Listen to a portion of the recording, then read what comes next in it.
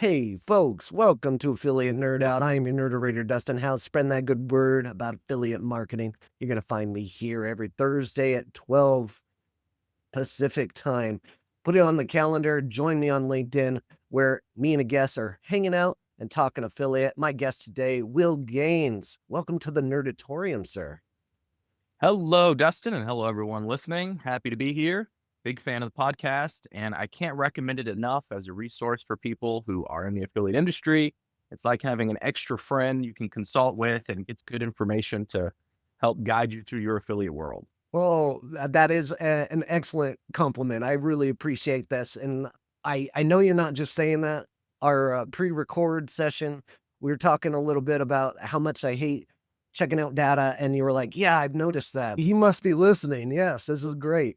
Hey, thanks for being here. If you'd like to be in Will's seat, go to dustinhouse.com/nerd and fill out submission on what you want to nerd out about. This is how Will got here. Just so glad he did because we're talking about a topic that I'm not a big fan of, and I'd love to pick the brains of people that are good at things that I am not. But before we get into that, Will, who are you? I am Will Gaines. I've been in the affiliate world for 15 years. I've done pretty much everything. Started off as an analyst. My most recent corporate role was global director of partnership marketing. I was responsible for affiliate marketing, social, refer a friend, loyalty programs. Now I'm a freelance consultant, consulting with technology companies and some supplement companies, helping them figure out their affiliate strategy and guiding them through their social media world. Excellent. I guess you answered this. What do you do and who do you serve? You're taking on clients as a consultant. You're helping them in the affiliate space. Is it digital marketing? Is it anything beyond affiliate? Primarily affiliate, but also helping some of my clients come to me and ask, what should we do with TikTok? Advising on TikTok Shop and Meta Shops, which have been really profitable spaces. A lot of us are holding our breath, waiting to see what's going to happen on the TikTok front over the coming weeks with the Supreme Court and with everything potentially happening there. Yeah, that is a hot topic. I need to get somebody else on here about TikTok that's a master at shops and everything like that. That's a good point. Whoever's out there listening, TikTok shop, you know it? Let's talk. Let's get you in here. Today's topic of the day, though, is making annual planning surprisingly fun. When you proposed this topic, I said yes immediately because I hope you're right. I've never called annual planning fun by any means, but that's just not me. I want to pick the brain of somebody that actually does enjoy this kind of concept. Super excited to have you here talking about it. So, with that in mind, let's start at the beginning. What is annual planning in your mind? Annual planning is taking some time to really think about take your client, or if you're in-house and you work for a company and you're responsible for partner marketing efforts, thinking about the whole year. Most often we are tasked with getting past this quarter, right? What are your plans for Q1? What are Okay. your plans for this product launch? What are your plans for this holiday? All critically important. But I find it's a lot more useful when you take a longer term view, look at the whole 12 months. For most companies, there are the same landmarks that happen every year. There's the same big holidays that matter to them. If you're in the health and wellness space, that's usually Q1 coming out of Christmas. Everyone wants to be new year, new you. If you're in the technology space, consumer electronic, that's usually Q4. If you're in a renewable product where you release products every year, you probably do it on the same cycle around the same time every year. My point is, there are these landmarks that happen. You know them on January 1. You might not know exactly what date that launch is going to happen, but it's going to be, say, in August, when Black Friday is going to be, Sure. when Christmas is going to be. So why not take the time at the beginning of the year to lay out those big dates, review your performance over the prior year, and start thinking about what you're going to need as you move through the year and start making those asks early, particularly for budget. Those of us in affiliate know that we are often the last place on the budget scale. So if you can get ahead of everybody else, make your asks early, support those asks with data, that puts you way ahead of everyone else. I love that concept. Something I don't do enough, not necessarily because I'm bad at it. I love the creation concept of it. The organization part of it makes me a little anxious. I feel like my time's better spent doing more outreach and creating lists. So it's not in my ballpark. I'm so glad that somebody's out there doing it. Some of the best jobs I've ever had is somebody on my team that is like you, that has this kind of vision and helpful thought process to actually do this. Now, with that in mind, you mentioned Q1 and supplements being in your portfolio. Mhm. Q1 is super hot. New you, new year kind of thing. Is this the best time to be doing this content strategy, or is it before the new year gets started in December when you're winding down after Black Friday? That's a really good point. Depending on your client, depending on your Yeah. product set, annual planning can happen January 1, it can happen March 1. For clients in the supplements and wellness space, I consider calendar Q1 really a part of Q4 planning Hmm. because November is not a time when anyone is thinking about starting new health habits. And before Christmas is not a time when people are thinking of starting new health habits. Yeah. So I make those Q1 plans for those types of clients really in Q4. Q4 plans for consumer electronics company, that's a good Q3 time to make those plans. When I think about health and wellness, Q1 for those types of clients should already be pretty well ironed out. You should have Mhm. some good, maybe everything isn't baked, but you should have the recipes already picked out and the ingredients ready to go because it is go time. Beautiful. So it is adaptable to everybody's busy time of the year. And what are some of those really important reasons to go and do this? And how can you motivate people on the affiliate team to actually do this planning when they're busy building those relationships? And this might fall off the table sometimes for some affiliate managers. What would you say to motivate people to get this done? The earlier you act, the better position you'll be to be seen as a leader. For many sectors, starting in February, we're going to start seeing sales drop off. By March, those sales will really be dropped off from those Q4 and January highs. Different sectors, different effects. Health and wellness, that's not necessarily the case. But for many brands, most of that spending was just done in Q4. And so you're going to start getting asked questions. What are we doing? What are we going to do to counteract these dropped sales? Those sales usually stay soft for many sectors, particularly consumer electronics, all the way through till about June. You don't start to see the sales kick back up again until dads and grads back to school shopping. Think of computers, mobile phones, things like that. Those are very cyclical products that usually only start to go back up again around major launches. And then, of course, all the ancillary products, phone cases, and all the things that are dependent on those big launches. So you want to be in a position to answer that question now.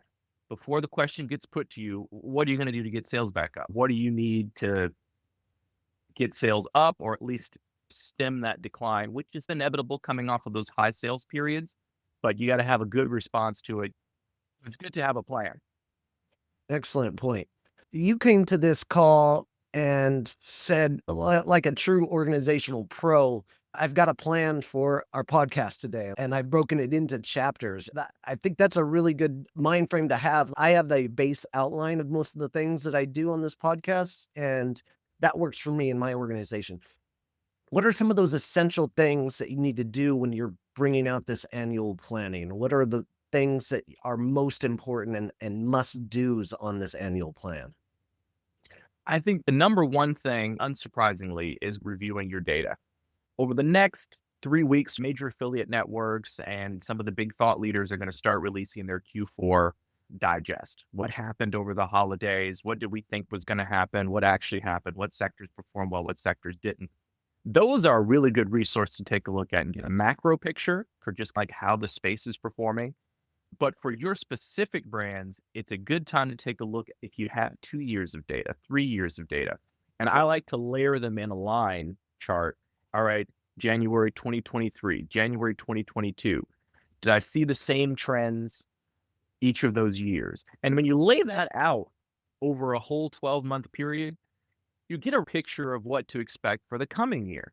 And I've worked with many brands in different sectors. Usually you see the same peaks and valleys as you move through the year. Product launches happen generally around the same time. The same holidays that are relevant for your product last year are going to be relevant for your product this year. So laying out that data and then waymarking those dates, that's the first and really the easiest thing to start out with. The answers will present themselves to you very quickly. You'll see the peaks, you'll see the valleys, and you can start thinking now, okay, so there's a valley coming, and sales are going to go down in another 6 weeks for my product set. What's my answer going to be? It might be when those sales go down, that's a great opportunity for me to do some testing and spend that time onboarding new partners who may not generate sales during that low period, but start nurturing those relationships that when sales go up again, we've got a force multiplier and we've brought some new people into the ecosystem. Super smart. I've been a part of this process before where I was at WP Engine and we had this real bad lull at the end of December where people were not buying the product. Everybody's on Christmas break. Nobody's shopping, or everybody's bought all the things and they're out of money and they're not going to invest in web hosting right now. But we came up with the concept of created a holiday and called it, since it was the best, I don't remember what we called it, but since it was the best time, since everybody has this downtime, what a better time than when you don't have a lot to do to switch your hosting into something better, right? And so we came up with a week holiday that we called, I can't even remember the campaign, but it worked very well. And so I've always come up with that concept of creating holidays is a good idea, but I maybe love not this idea. for every brand. But if you're seeing a lull, is creating a holiday a good concept for you? Absolutely. And you can tap into pretty much every sector. There's National Pi Week. There's National Internet Yeah. Security Week. There's National Cyber Security Week, different from International Security Week. Yeah. Taking a look at some of those unconventional places where your products could be valuable. You make a fitness tracker. Q1 is great, but summer could also be an opportunity for you to look at creating a 10,000 step challenge and promoting that through. And another part of this planning is here's what happened in affiliate or partnership marketing. Where are some areas where I can work with some of the other marketing areas for my client? Are there some suggestions that I can say for their email team? Hey, we saw this as a great sales period. It might be an opportunity in your email side of things to work with me and your paid media team. Together, we can create a holiday like you described, or a campaign that is integrated that might fall out of a big holiday period. What's great about that is there's less noise at Christmas time and at Black Friday time. Your costs are through the roof. Oh. Your CPAs are going to be higher. All of your bidding are going to be much, much higher. And all your competitors are going to be coming out of the woodwork at the same time. So when you can find these periods where things are quieter from a marketing standpoint, where the market generally is quieter, and maybe in a soft sales period for your company or for your client, that's a perfect opportunity to try creating a holiday like you described, or tapping into some other national holiday that doesn't get a lot of attention. There's a lot of them. There's Women's Health Month. There's tons of them. If you do a little research, there's something out there for every product set. So true. I think there's a holiday for every day of the year. If you go and look at a calendar, every day has a day, every week has a week, and every month has a month. Maybe I'll drop a link below to help you out. But get creative with it is the whole concept. Now, along with that, Absolutely. a content calendar. Does this coincide with after you evaluate that data, now we're going to create these holidays and campaigns that are going to work? How do you go about attacking this content calendar? But yeah, I think it's content calendar is right up there with data. The data answers the question, how did we do? Content calendar answers the question of how should we do it? What are the key things we should be drawing attention to for our clients or for our company? If you're managing affiliate for a company that provides services or products, usually there's lots of material inside of the company. There's all kinds of creative resources available that their product marketing team might be creating for you. You might even be able to look at your company's blog to get some ideas. Yeah. I look at their top 5 competitors and I just Google them like crazy. What are the things that they're saying? What have they been doing? What did they do last year? Oh, very You nice. can use some great tools inside of the Meta universe to see what sort of ads did they run for holiday last year. What did they run over the last 6 months? What are they running now? And that can give you some good ideas. It tells you what's the space doing, but it also tells you what are consumers seeing, Mhm. because these messages are being put out by your competitors. So that's a good way of just getting some of the creative juices flowing as you're starting to put that together. And then again, it's the same with the data. You know what's going to happen at holiday time. You might not know exactly what offers you might have available. You might not know exactly what the market conditions are going to be. For most products, between November and December, that's going to be your most heavy promotion period. For health and wellness, that moves to after Christmas through till March. Mhm. It's the same every year, reviewing some of the content from years prior. And if you're new to a company or a client, you don't have that historical knowledge, looking at competitors can give you a really good jump start. Excellent. You brought something up about being a leader in your organization, and I think this is a super important aspect of why and what motivates people to do this content calendar and annual planning. I feel like affiliate managers get pigeonholed in a company on a if they're on a team of the marketing, like they know affiliate, they're just gonna stay in their lane. But content and annual planning like this is a great way to show initiative to the executives and your CMO that you can go up to that next level and you can be a director. Can you explain what you've seen work? Is it a good idea for those affiliate managers to be doing this and taking the initiative? Absolutely.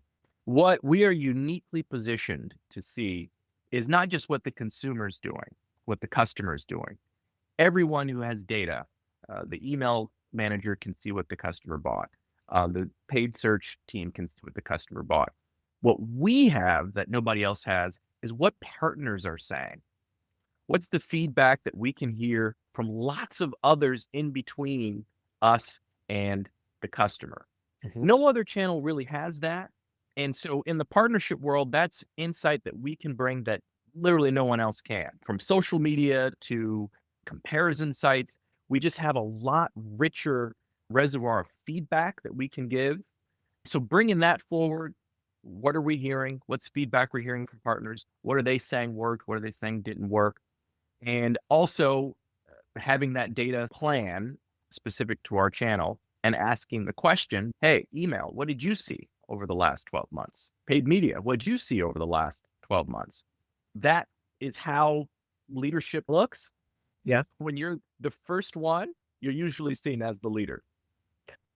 Great point. And so, part of that, planning and checking it out and really digging into which affiliates are working and which aren't, and which are bringing the incremental value and which are not, and which are having multi-touch and which are closing immediately. Like, all of that data should be evaluated and, shared with an organization, and, like, putting that together in that annual plan is a really good concept that you should be considering, right? Absolutely. How do you keep data clean in your mind? What I mean by that is data that is really well verified. You've taken some time to do a little bit of analysis. So instead of just sales were up, sales were down, sales were up because of these five publishers, these five products over this period of time, and these specific tactics that I deployed during that period. So having the complete story, they say information is data plus analysis. So having information and not just data. Everyone is crazy for data, but data on its own isn't worth much without some analysis to make it actionable information. Having clean data that you can save and reference back throughout the year and years to come. So that's great if you get to work on the same piece of business year after year, but it's also great when you work with other clients. When you get a new client today and what should we do for this year, you can go back and look at your data for the last few years for other clients. And this sector saw this performance during this period. From that, I can extrapolate a plan for this client who maybe I've just started with and they haven't shared a lot of information with me yet, but I can still start developing a plan, and again, show them early in our relationship that I'm going to lead Mhm. Mhm. and be a resource to them. For sure. One of the best ways you can do that is adding in sub IDs. This is a very underutilized component of affiliate marketing. If you don't have an affiliate tracking solution that has sub IDs that you can verify, you need to get on one essentially. This is the best way to keep that data clean so that you can visit it a little bit further down the road. Absolutely. This publisher and this particular tactic that we did with this Yeah. publisher, this link and this place that we deployed on this day, that's really important. So keeping those records as you're going through and executing on the plan is just as important as the planning on the front end. And if you don't have those in place today, today is the best day to start getting that data and keeping it clean for the future. Equally important is probably the things that didn't work, right? You want to have part of marketing is trying things. You do your best to make a plan and research and hope that it's going to do well and do everything you can to make it a success. But sometimes it doesn't work. For whatever reason, that partnership didn't work. And you want to understand why. Number one, so you can be ready to explain it. Also, you want to understand why so that when you're going to try it again, you have a better sense of what to not repeat. The problem wasn't the partner. We have a great history with them. The problem was we picked the wrong product at the wrong time, or we picked the right product at the right time, but we didn't go for the right audience, or we didn't put enough budget into it, or we put too much budget into it with the wrong ROI expectation. So understanding why it didn't work is critically important. Beautiful. One, also holidays. Your holidays that you make up, they might fail miserably, and you don't want to try that again next year. I remember at Retail Me Not, my wife was working there, and the marketing campaign came up with pumpkin-headed turkey myth. They tried to combine all the holidays at once into this one terrible mascot. I don't have the picture of it, but it was a disaster of a campaign, and that didn't happen the next year, but it was fun. You gotta try those things out on the marketing side, especially if you got some budget to play around with. It's fun, to be on the marketing team sometimes. Absolutely. You can understand why. Here was our goal. Here's why we tried it. It didn't work out. I have found that most, whether it's a VP of marketing, a director of marketing, a director of ecom, whatever, they're looking for the big ideas because we're all trying to contribute to a bigger number. Sometimes you've got to hit a little harder. You got to take some risks to hit that bigger number.